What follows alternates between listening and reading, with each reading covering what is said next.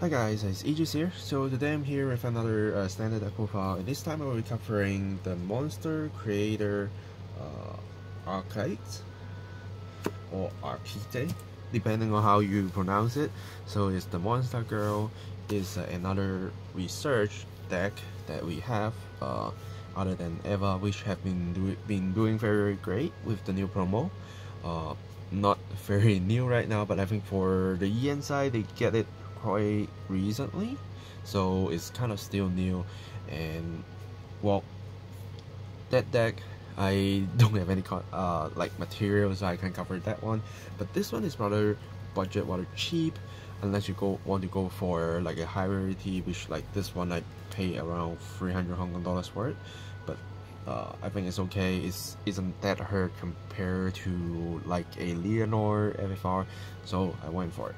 And then the whole playset is actually quite cheap, and you just need to add a little bit stuff from previous sets, then you can actually get the deck running. So it's another budget option that you can use, and it's really good, I have to say.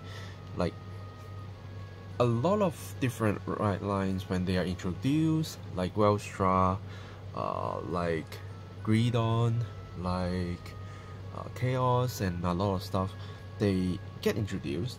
They need some promo to support them, like Eva as well, or they need to like get support from main booster for at least a set or two in order to bring them out. But this deck, of course you do need to use some old cards, but as long as you have those, you just need to get the new stuff and you're all ready to go. It's just like the Shoujo Doji, that you need a little bit of kind of old stuff and then you're good to go. And the most important part with this deck and also the Doji deck is that you don't need to use expensive PGs. You just need to find something that is from the starter and you will be fine, which is so great because this deck is with a monster theme, and then you just need to make use of your monster at the right timing. Then you can try out different monsters, have fun with your research, and it can beat hard, it can beat more than 3 times. I think that's all that matters, right? So let's talk about the right line. Is basically a monster girl, grade 1 on right, grade 2 on right will get you one of each research card, so you at least will have 2. Most ideal is you have another one in your opening hand, or you eventually draw into it before you reach to your grade 3 to make things a lot easier. Because if you have 3 more researches that's on your set order zone, or the order zone basically, that will help you a lot. And let's also talk about our grade 3 monster girl, what she does. First one is a skill on Vanguard Circle, auto skill. When your monster regards appears on the reguard circle, then you can put a same name card of that card that you call to the reguard circle from your order zone to the bottom of your deck. If you do so for the turn, that unit that you call will get plus 10k. So you keep getting monster cards into your order zone, and then you send them back to the bottom of the deck to power up what you are calling, as long as you're the same name. So that means you just need to keep collecting your monster, you need to keep calling them, you keep recycling them back to the deck, and which leads to the next skill that helps you a lot. That is, when this unit as a Vanguard attacking, if you have your research cards on your order zone, by counterlasting 1, you do all of them. First one is if you have 3 or more orders that is research on your order zone, then you can actually put 1 of your monster regards into your order zone. So this empty a spot, and then you can call yourself with the second part of the skill is you get top 7 of the deck, and then select one of the monster card, unit card, up to 1, call your reguard circle, and shuffle your deck. And the first skill is not once per turn, so that means while you're doing all that, you send 1 to the order zone, right? So worst of the worst, you send that 1 to the order zone, you look at top 7, you see the same card as the card that you put to the order zone, you call it, then you use this you shuffle your deck, you use the skill, put that card back to your bottom of the deck, and the new card that you call also plus 10k. So this is possible, but of course if you have stocked in a lot of monster, then it should be a lot easier for you to get 10k. And think about that, a lot of monsters, they are just like basic normal units like 8k, 10k, maximum 13k, but once they got plus 10k, they will be a lot easier to hit something, they will be a lot more terrible for your opponents to deal with. Even 18k attack, they still need to give you a 10k shield. So that is something that you need to bear in mind, that this deck actually beats hard and it's so easy to actually achieve 4 attacks. And to make things perfect, you just need to have 3 research orders in your order zone, then you will be fine. Yeah. So let's also go through the main deck. Then of course, we have personal right, which makes sure our monster beat even harder.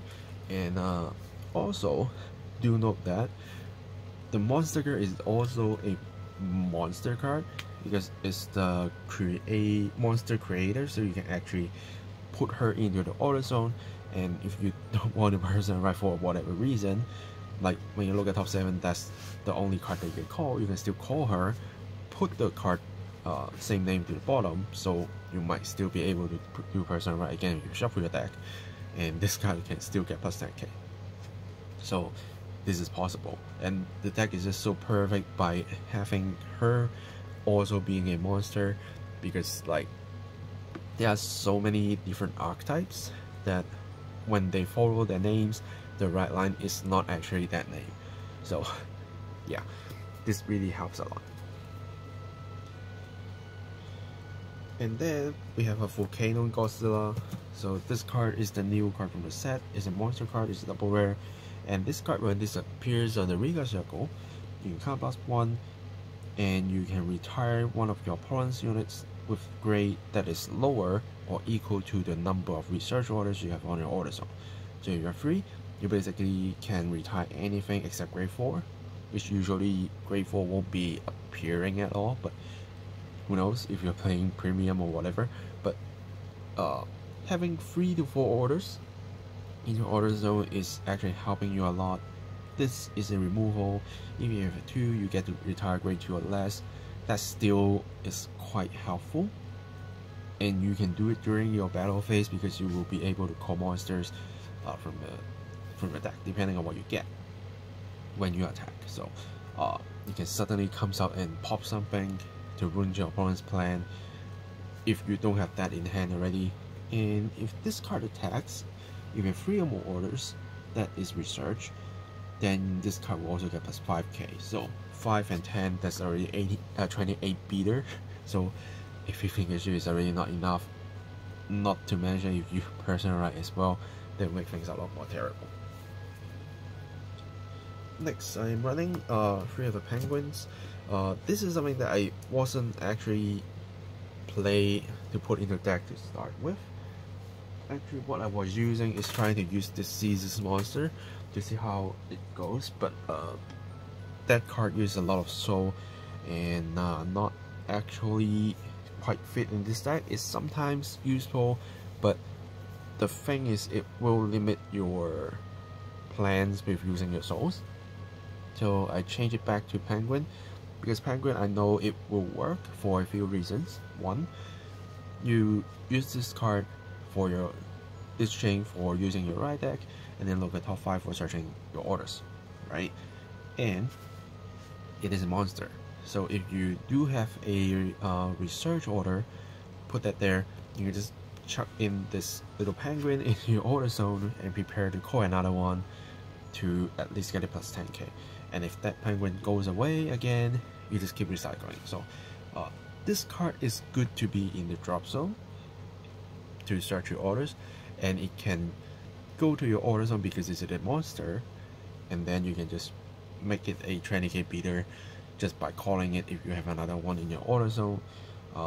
So it's still a perfect card for this deck, but if you do want to try something else, feel free to do that. So far I just find this card very useful. It just fits the monster theme, and That's all that matters. Okay, and then for the tornado monster, so this one is I'm using it because of the monster name basically, but it can be a 10k shield if you have 2 or more research orders, and you actually get to use this card on place to put a monster card from a drop zone to your order zone. It's still got its uses, but because you usually have a lot of research orders, you guarantee 2 from the right deck already, and unless they really die so quickly, you usually can clean them up by using just the orders. So I think the first skill isn't that important, but do note that this card doesn't requires you to have a research order card to put monster card to your order zone. It only get shield value counting your research orders. So worst case, if you don't have anything, you can still put that in, put your monster into your order zone for whatever usage you're going to prepare for. So it's not a bad thing, but usually that won't happen. Yeah, and because of your shield value, you can keep it in hand as a 10k shield to kind of save yourself, or you can just put it as a bait and just try to get your opponents to attack it to retire it, so that you can reuse while you use the resources or the attack chances to save yourself. So I think that's a very good card to have as well. And then for the radio wave monster, this is like the best card I like in the monster series in the set. It's so cute, and despite being cute, it's so useful. So it get to skill is like when you place this card into your Riga circle, if you have a glitter with Eva in its name or the monster creator Arkhite in its card name on your Vanguard circle, you can soul +2 to draw a card. So because your right line is basically the monster girl, so you'll always be able to soul +2 to draw 1 if you have 2 souls. And this is also a very good card for Eva to draw an extra card, because while having the promo order card, you actually get more souls to use. So that's why this card is actually getting a little bit expensive because of supporting Eva. But being in this deck is still the perfect match, and this is basically the reason why I'm not using the Caesar's monster promo, because it also uses soul, and I'd rather to get myself a draw.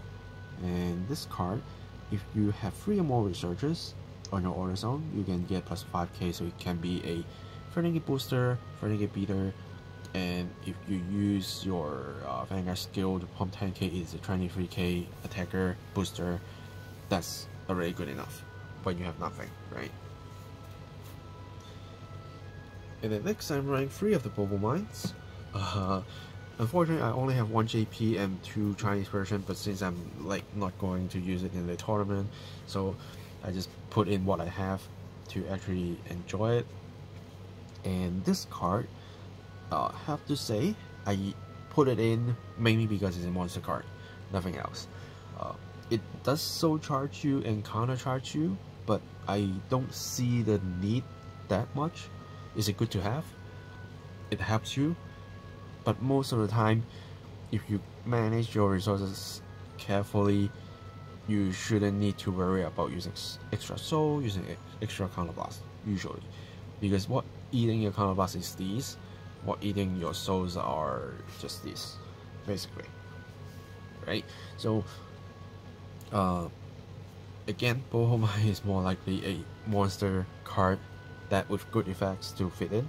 And if you really like can't afford Bohomai because it's so useful to multiple decks right now, you can simply change it to anything that is a monster card. Still works. Of course, you're losing a chance to do your counter charge and soul charge, but it's a card that you can replace this. And of course, the Penguin, if you really like, for whatever reason that you can't afford it because it just went up, or you just can't find it anywhere, that happens, then just try to find any monster card with the same grade put it in, the deck can still function. It's just not as the most ideal like condition of the deck, I would say. Yeah, and then I am using 3 of the monster PG and then 1 of the order PG. Just because I have the promo, so I just chuck it in. If not, you can simply just use 4 of the monster PG to make it budget. It won't hurt you at all. So to me, I think the most expensive cards will be just these. This one shouldn't be too expensive, but just hard to find. Bubble Mine is going up, so if you really want to replace, you can do that. If this you really can't afford it, but for EN, I think we just get it from a starter. So, or maybe like if you don't want to buy a starter, you can just buy a brand new starter and use 4. That's totally fine. But I just have extra, so I just put it in. Okay, and then other order cards. 4 of the energy research. So this is the main research for Monster Girl, that you can rest this card to put a monster from a drop zone into your order zone. That's important because you can just starting to rotate your cards to plus 10k to the things on your board. And when this card on place, you can open top 5 cards of your deck, select up to 2 of the monster, 1 add to hand, 1 go to drop, and shuffle your deck. And once that 1 card go to the drop, you can just simply rest this to add that card to your order zone. And because you look at top 5, this is also a monster, so you can just simply get your person right without too much of an issue, unless you can't see it the whole game. Then that's the problem of luck. But at least you get 4 chances to get top 5 to search for person right. So that's already huge difference compared to other decks. Well, they need to work very hard to search for person right. You get 2 chances already just by riding. So I don't see a problem right there. And then one of the FL grade 2 order, I just use it as a backup plan. If I need an extra like binding action, then I will use it, but usually I will just be playing these, and that's all that matters. But this card, when you place on order zone, you also get to draw 1 and to discard 1 card. So like when you specifically need a monster to go to your order zone in order to play another same copy that you have in your hand, then you can do that. But mainly again is for the binding usage, because there are some units that are usually quite annoying to deal with, especially like Prison Dragon, that if it stays on the field, then it will still go back to drop and be annoying to you, and you bind it, it will be gone. Yeah, and of course there are a lot of other crazy cards that you still want to get rid of, but it depends on the deck type situation, and you just get yourself prepared. If you want to add an extra 1, you can simply cut 1 of the Bubble Mine, I think, because Penguin is still a good kind of beater and can use it as intercept, so I'd rather not cut that. But if you are fine with 5 orders, I think that's already good enough. But if you want an extra 1, you can cut 1 Bubble Mine to do it. Triggers. Brangate OT, just the most crazy OT effects that you can enjoy for a sudden strike, because as long as you just go in, open a OT, all your critical comes times 2, so it's crazy enough. It's good enough to just win your games. That's what it does basically. Sewing crit, if you don't have this, you can just simply change to any kind of vanilla crit. It won't hurt you, but extra soul is helping you. So if you don't want to go for this, you can go for a normal one to keep it budget. And then another set of crits is from the starter. So if you buy the starter, you get 4 of these, 4 of these, and you also get yourself some draws. You also get yourself some heals. So you just buy a starter. You basically need to find another vanilla crit, which is basically nothing. You get your PGs, and then you get a playset of your monster girl, which are just everything except this, the penguin, Bobo Mine, this, and then the triggers, and then you're all set. So to me, it's actually quite cheap to build the deck. Yeah, you just need to work hard to find OT. Of course, you can just use a normal version and then get yourself Bobo Mine. Then the rest, I don't think they will cost you that much. Yeah, and it's not that hard to actually find a brand gate TD. So once you get a TD, you just get these triggers, find yourself 4 crits, 1 OT, then you're done. Yeah, so what you want to do, achieve with this deck, of course, is not relying on OT. What you can do is to early stage use these to search yourself more orders by using right line, so you kind of make sure you have free with your resources, and in the meantime just place down your monster to beat down your opponents. Grade 1, if you probably will just drop down Bobo Mines to attack, and then when you go to grade 2 you can start using this to attack, using these to attack, or even just place a penguin to attack. But I usually, if I have a penguin in hand, I will use it for right deck. And then because you don't need to worry about them being retired, you just chuck them into the order zone and get prepared to reuse them. Because this card has no great limitations while performing all the effects, like some units requires your opponents to be grade 3, she does not, so you can just get prepared, and once you get to grade 3 and start beating up. And even if you just have like 1 card here and something here, you can still attack with them and use skill to maybe call this same card of this. I'll put this to the bottom of the deck and still at least do 3 attacks and still rebuilding a board.